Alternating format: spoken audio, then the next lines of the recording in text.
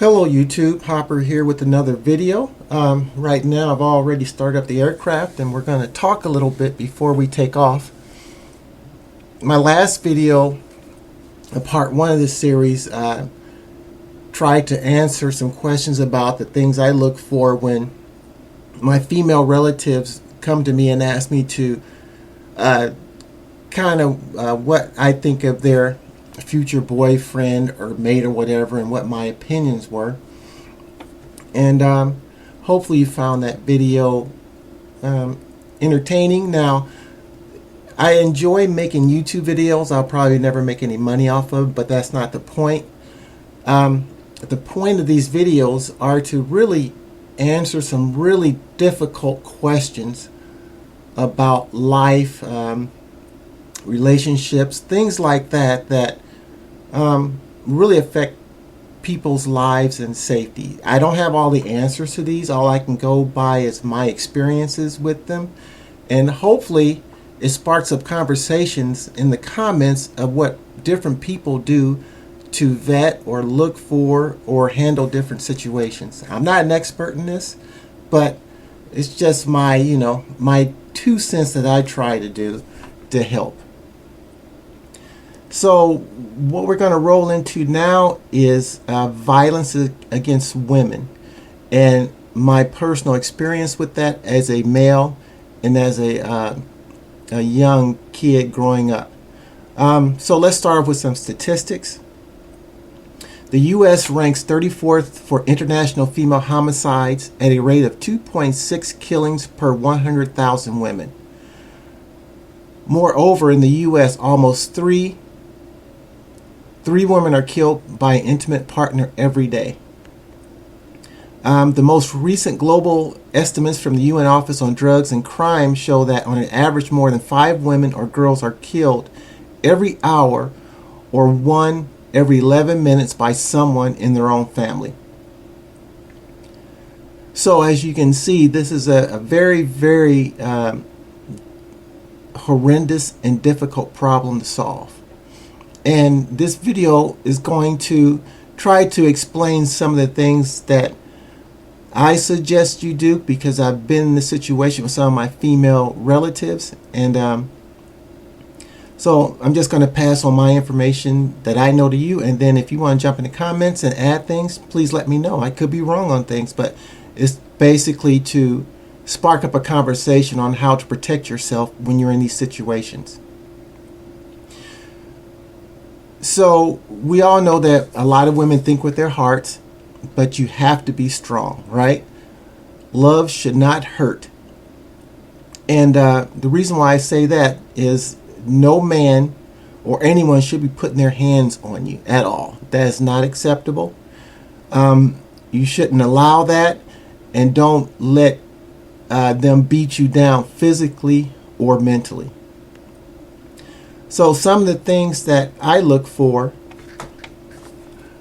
what I suggest is, 1, date the person for a while to see how their personality is. If you watch part 1 of this video, the things I'd look for in vetting a guy, usually time will tell, because they can't always hide all their behaviors for a long period of time.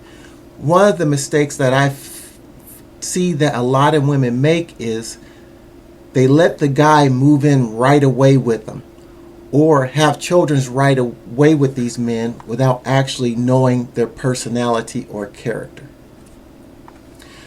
And the problem is, once you let these people live with you, or these men live with you, now you have a violent, unstable person in your home. Also, if you have children by this person, then you're stuck to this guy, because he's going to use the children as a weapon against you. So after a short period of time, if the guy starts saying, hey, I need a place to stay, can I live with you, saying all the right things, I help pay the bills and all this stuff, really think on that, because I've known women that the guy will call up and say, hey, basically, can I move in with you for whatever reason? And if I was a woman, I would definitely not entertain that right away, especially if he's not talking a long-term relationship, and figure out why he can't support himself. So rule number 1, don't let him move in right away. Rule number 2, don't get pregnant without knowing him. And rule number 3, once you are done with the relationship, no booty calls. I've seen women I know, the guy's a jerk, he's violent, he doesn't know how to act, and the moment she gets lonely or whatever the case may be, have a weak point, she's giving up the booty to this guy. So what you have to do, women, is do not give up booty calls. Once it's done, it's done. Because if you keep doing that, you're just opening yourself up for essentially a violent attack, because they expect you to do that whenever they want. So once you cut it off, be prepared to expect the violence to escalate. But the main thing you have to do right at the very beginning is no booty calls. Another thing also, if you're living by yourself or even if they're living with you, make sure you have cameras in the home to record interactions. Make sure you have the police on speed dial. There's nothing wrong with calling the police, because what you have to do is start building a paper trail against this guy, start documenting it against this guy, so that way when you have to go to court and get restraining orders or anything like that, it's so much easier to try to control this person with paper. Now, some guys don't care about restraining orders. Some guys don't care about courts. They're just crazy. They want what they want. They think in the moment. That's why it's so important not to get with a guy that's overly emotional, because they fly off the handle and they don't think about what they're doing in that time. And the moment you're hurt or someone gets killed, then they're sitting in jail regretting what they did. But by then, the damage is too late. So again, utilize recording devices. Never meet this person alone. Always meet in public places if you can. Also, if you have to work, don't take the same route home. Always keep your head on a swivel. Keep your whereabouts or your schedule unpredictable. Don't arrive home at the same time. Don't leave at the same time. Just make it harder for that person to track you down or stalk you. One good way to keep your schedule unpredictable is, for example, I knew a lady who every time she went to the grocery store, she saved $5 off of each grocery bill and put it towards her savings. So whenever, she felt uncomfortable going home, she would just, stay at a friend or get a hotel room or whatever the case may be. So the violent person never knew when she was going to be home or never was able to predict her schedule. And if you look at your recording devices around your home and see any suspicious behavior, call the police. This is the police's job to go check things out. So that's one of your greatest weapons that you have against abusing men is the police. Let the police do their job. Let the guy fight the police. And then go down and get restraining orders. If you have children by this man, like I said in the first video, meet in public places. Hell, if you have to meet in Target, meet in front of the police station, just do not meet him alone with your children. Because that's hoping. Violent men want to do things in secret. They don't want people to see what they're doing. That way later they can play the victim. So whatever you do, try to keep the meetings as public as possible. Also, again, I want to reiterate, always have a safe house to go to where you can get some sleep and rest and not have to worry about someone kicking in your door. So you may have to save some money on the side each time you go to the grocery store, or hide out at a friend's house that this guy doesn't know about. The reason why you want to keep your, I prefer, if I was a woman, I would have money saved off to the side if I could, because you really don't want to get your friends involved in the violence. So I knew a guy who did this to a female relative of mine, where she would leave, and he knew where the friend's house was, so he would go harass the friend also, kicking in the windows and things like that, until the friend's boyfriend was over, and then that never happened. So a lot of these guys will avoid confrontation with other men. So if you can switch off your location so they don't know where you are, that's the best position to be in. My experience have been with my female relatives is that the courts are really slow at locking these people up. I don't know what it is, but it gets to a point where it seems like someone really has to get hurt or die before the courts really bring the hammer down on men like this. So the goal for you is to keep this person away from you as long as you can. Don't interact with him for as long as you can. Make it hard for him to get to you. Eventually, these guys have, some of them have short memory spans, and they may move on to another woman, which is bad for them. But I've seen that before too, where you cut off the booty calls. They're hard to, you're not meeting them alone. They're always staring at the police because your phone is on speed dial when you call the police. You drag them to court for, when they're harassing you. You're doing restraining orders on them and things of that nature. So eventually, they may get tired and move on. However, some are just mentally ill and don't. But don't be a bird in a birdcage. Don't make it easy for them. Make their job hard. Make their job to hurt you as hard as you possibly can.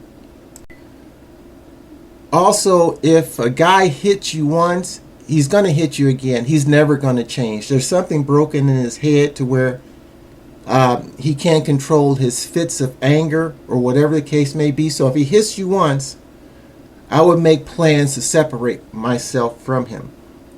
Also, I've seen women who manage to get these guys arrested and locked up and then go down and put money on their books.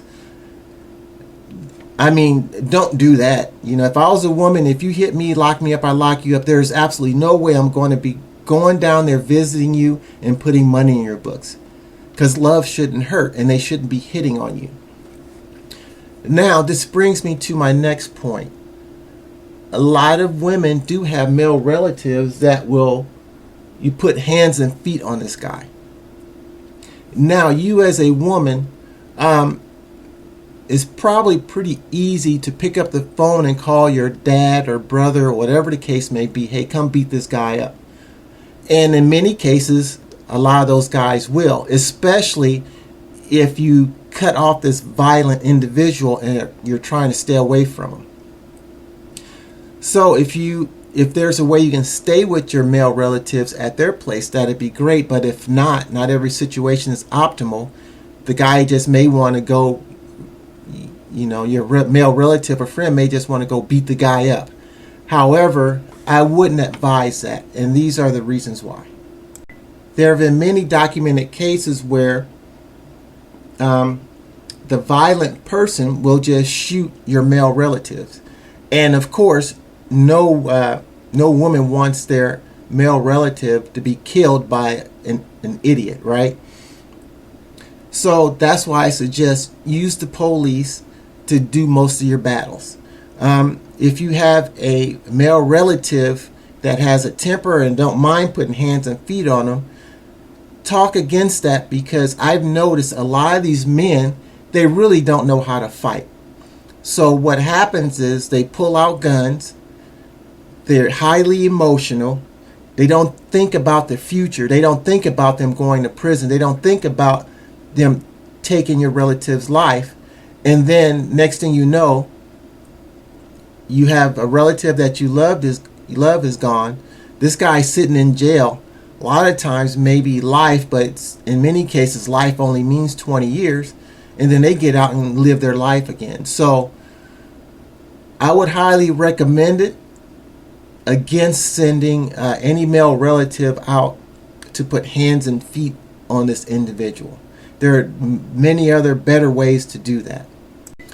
Also, if your male relative kills the individual, then he could be sitting in prison for life also. So I wouldn't suggest using your male relatives to beat up this person. Now, if you're at your male relative's home, try and get some sleep and relax, and this idiot shows up, then a guy is going to do what they have to do. But the first thing I would do is pick up the phone and call the police, because that's their job. And then take them to court, start hanging paper, and say, if you come around my house again, I'm going to have you arrested. And also, if you really have to hurt this person, you have the law behind you, because you have all these situations documented and recorded.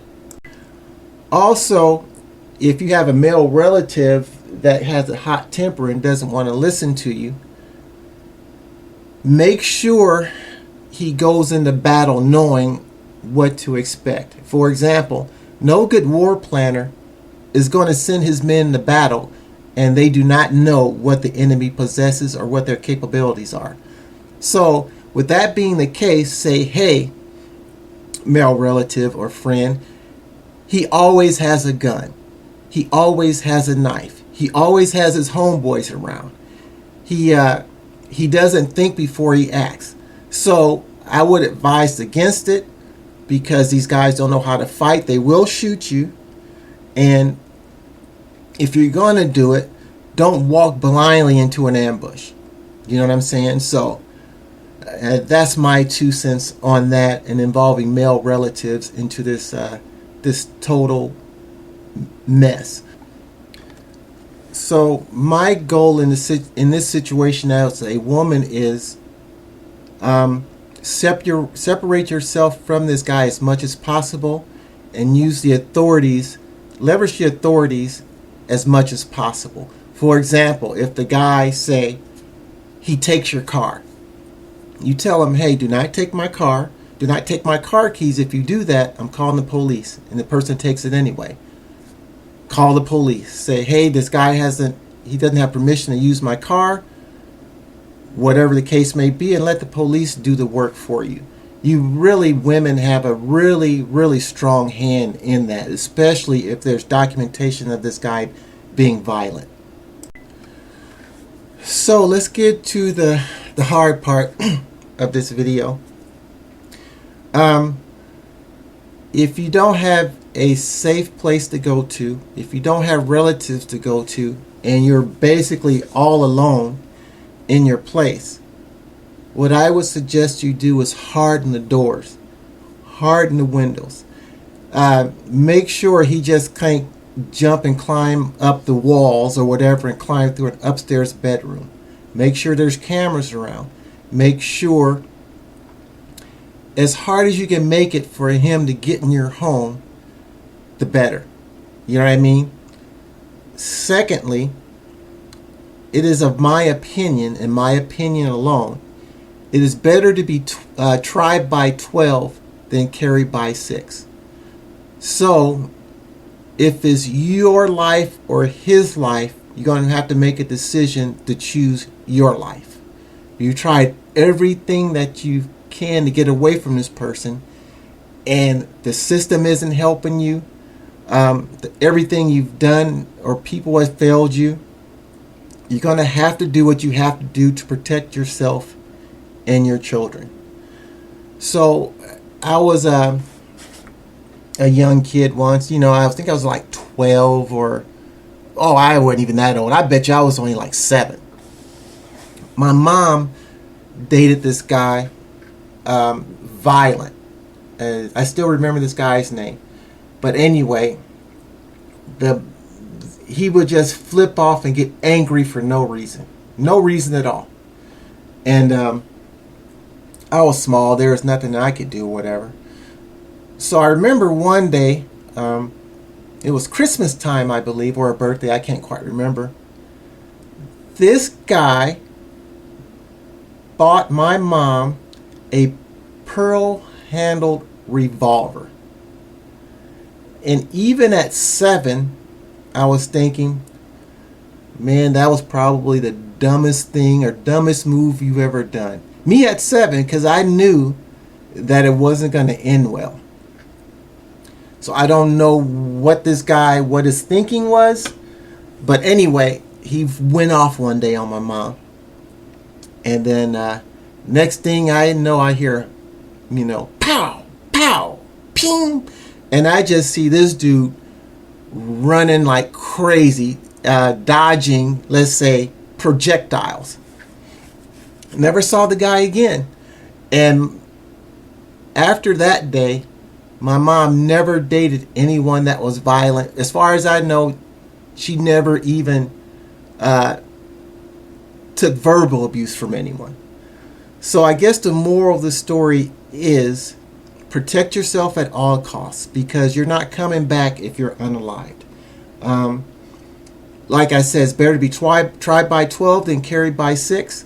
And we'll leave it at that. I'm not sure if there's going to be a part 3 to this video, but I will let you know. Thanks. Bye.